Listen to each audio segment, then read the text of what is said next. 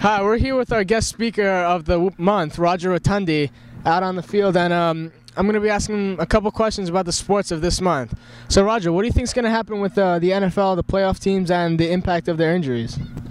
Well, this week actually there's actually 4 quarterbacks that are hurt. 3 of them actually have concussions. They're actually out. The other one has a real bad shoulder injury. It's actually a very rare sports-related injury. It's actually dislocated part of his rib and his shoulder, and that's Ben Roethlisberger, and he's going to be out for a while.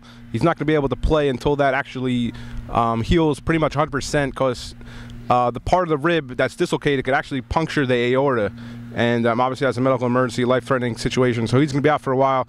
So the backup Byron Leftwich is going to be playing extended periods of time for the rest of the season, so that might impact their season. They might not be able to make it to the playoffs. I think they're 5-3 or 6-3 off the top of my head right now, so they got a good situation right now. But it depends on the backup. The backups, we'll see how they perform. The other quarterbacks, Michael Vick, obviously he has a concussion. He has a pretty legitimate concussion, they say, so he's out. Nick Foles, he's a rookie quarterback out of Arizona. He's going to be getting the start this week, so we'll see if they can turn their season around. They're 3-6 right now. They're in a little bit of a downward spiral there. And Alex Smith, the quarterback for San Francisco, he has a concussion. He actually just passed the concussion test, so he may or may not play this Monday night. And so those are the main the starters with concussions and some very serious injuries. So that might impact the season. The Giants are on a bye this week for all your Giant fans. So they're 6-4. They were 6-2. They always start off red hot, and they usually have like a downward spiral in November. It's continuing this year. So they're on a much-needed bye, so hopefully they'll get a week's rest and regroup and finish strong. They got a tough schedule the rest of the way. They have Green Bay. They got the Saints, who's coming on strong. They got Washington still. They got Philadelphia towards the end of the year. So they got Baltimore still. So they got a tough schedule. So hopefully they're going to come out strong and repeat. So we'll see. And you mentioned that Michael Vick had a concussion, and on your standpoint, being an athletic trainer, how do you think these multiple concussions throughout his prolific NFL career will impact him later down the road when he's retired? Yes, he's been hurt a lot. I think this might be his first concussion this season, but he's definitely had a couple of last year. The more concussions you have, the more that impairs your brain. So you might, not necessarily now, but even down the line, you might experience some dementia. You might experience, Alzheimer's. You might have just post-concussion syndrome, where you're just going to have, headaches constantly. You might have some impaired vision down the line. So it's a very serious matter. The NFL, Roger Goodell, he's actually trying to.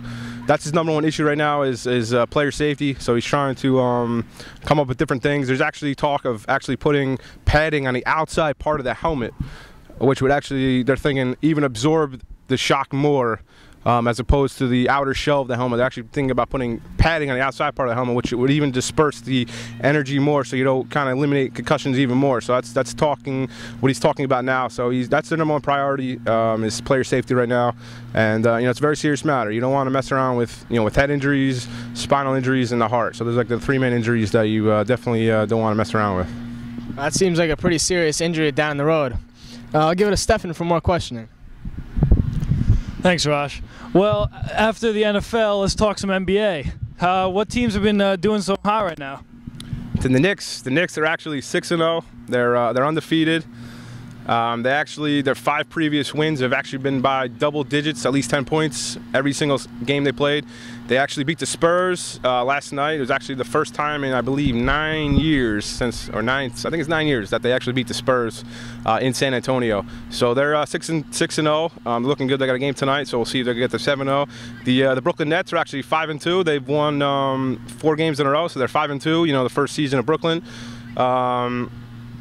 So those are the 2 local teams that are doing good. The Lakers fired their coach. They get a little bit of panic move with getting rid of Mike Brown, but they brought in Mike D'Antoni, who used to be the Knicks coach, and they got a lot of good guys with Kobe and Steve Nash, and Dwight Howard is going to lead the defense. So we'll see if D'Antoni could come and change the losing and getting them going on a little bit of a roll. Thanks, Raj. Hopefully the teams can get better throughout the season. All right, let's talk some college football.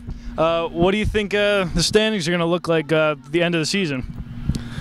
Well, we got some undefeated teams are remaining. Got Oregon, they're undefeated. Kansas State's undefeated, and Notre Dame undefeated. So those are 3 teams that are undefeated. Obviously, if the 3 of those teams remain undefeated, then then we're gonna have a little bit of controversy with what team is gonna get left out. Notre Dame has a big game coming up against USC, which I think they're gonna lose. So they're gonna drop them out of the situation. Oregon's got Stanford coming up, big game for them. They actually have the Pac-12 title game coming up, so they have a couple of games that might impact their season. And Kansas State has to play Texas, which is one of their remaining big games left. So if 2 of those 3 teams lose, then whoever wins the SEC championship between Alabama and Georgia, that winner might step up and get into the BCS championship game. So it's still a little bit, some games left that might impact the season. So we have to, wait and see. Thanks, Raj. I'll hand it back over to Arash for some college basketball talk. Kentucky, being the winners of last year's March Madness tournament, have some key additions this year. The new number 1 freshman recruit, Noel. How do you think he's going to fit in with Kentucky's offense? Well, Noel, he's a freshman. Actually, Kentucky, they actually started over again. I believe they don't have any returning starters from their previous college championship season. So they're pretty much all starting off together. They have a good good offensive philosophy going that Calipari runs. So and they just kind of one and done and bring on 5 new guys, and they kind of just roll and don't miss a beat, and they're going to be there again at the end. An SEC play with the conference they're in. Florida, I'm a huge Florida Gator fan, of course. So they got 3 returning starters. So hopefully they give them a little bit of a run, and we'll see what happens. But Indiana looks like they might be the team to beat this year. So we'll have to wait and see. Duke obviously is good again. Carolina's on a little bit of a down this year. I don't think they're going to be there at the end. But we'll have to wait and see. And UConn's got the new coach with Calhoun retiring. So Kevin Ollie stepping up. He's a former player. So we'll see how they do. And local teams, Rutgers is supposed to be better this year. They had a tough loss against St. Peter's already. So we'll see. Seton Hall, they have a lot of younger guys. So we'll see if they can come out strong towards the end of the year. We have to wait and see.